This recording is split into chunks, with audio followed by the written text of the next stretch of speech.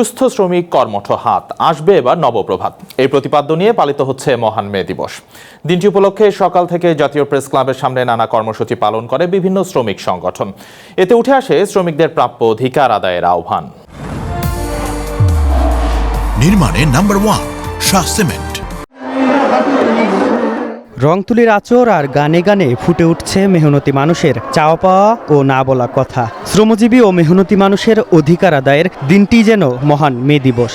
শুক্রবার জাতীয় press club এলাকায় ঠিক এমন চিত্রই দেখা যায়। সকাল থেকে নিজেদের অধিকার আদায়ের নানা দাবি নিয়ে বিভিন্ন শ্রমিক সংগঠনগুলো জড়ো হয় প্রেস ক্লাবের সামনে। এই বার্তাটাই দিতে চাচ্ছি যে আমাদের শ্রমজীবী মানুষ যারা আছেন সমাজে, তারা যেন কোনোভাবেই নির্যাতিত না হয়। 8 ঘন্টা কাজ, 8 ঘন্টা বিশ্রাম এবং হচ্ছে তার 8 ঘন্টার বিনোদন, কিন্তু আমরা দেখছি যে সেই জিনিসটা এখনো অর্জন হচ্ছে না। শ্রম কাজে শ্রম মজুরি থাকবে, নারীদের বিরুদ্ধে কোনো বৈষম্য থাকবে না এবং স্বাস্থ্যসেবা নিশ্চিত করতে হবে।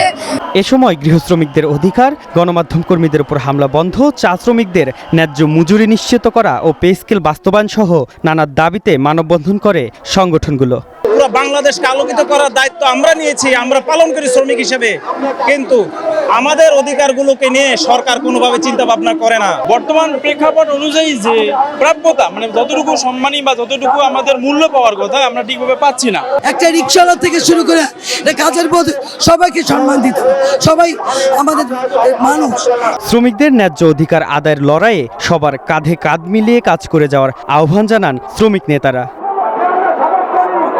Mahmudul Hasan, one news, Dhaka.